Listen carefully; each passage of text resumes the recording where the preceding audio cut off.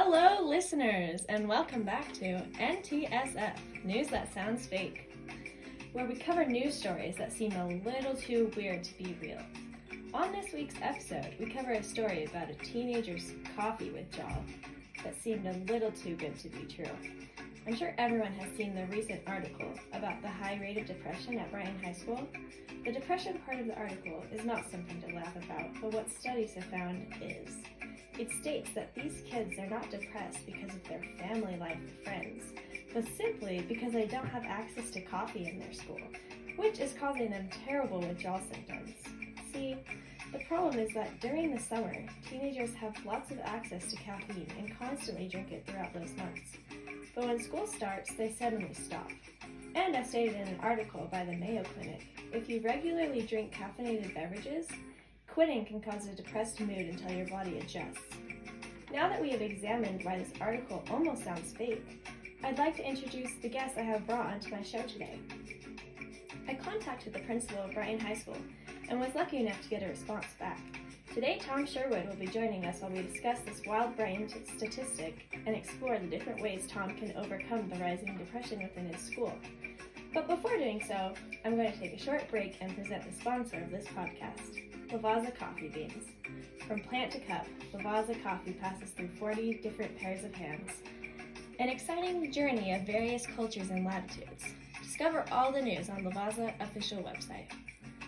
Alright, back to this week's episode. I'd like to introduce Tom Sherwood. Tell us a little about yourself and your story, Tom. Hi guys, thanks for having me today.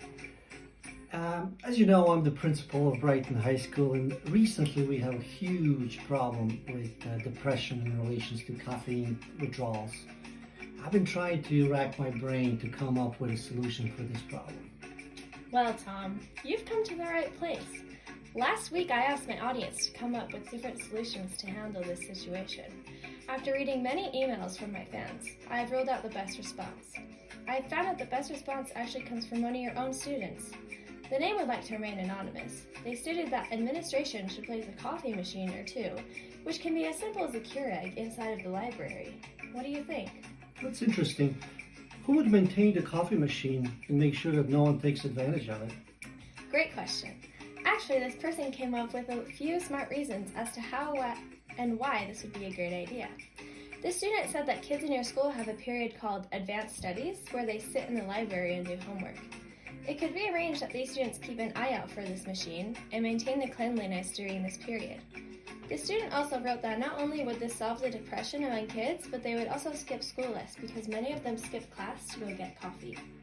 Well, we do have a huge problem with kids skipping class during the day, and this may actually help with them leaving the school premises, but what are your thoughts about kids just going to the library? Well, that's when the students in advanced studies would come in. They would monitor how long kids have been in there for, and if kids want to get coffee during class, it would be the same as a student using a hall pass to go to the vending machine. Also, this would create less of a liability issue because if kids leave property and get into a car crash, the accident rests on the school. But if they're just in the library, there will most likely not be any accidents.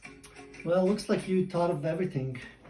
This sounds like a great plan and potential to help depression issue within our school. That's good to hear, Tom.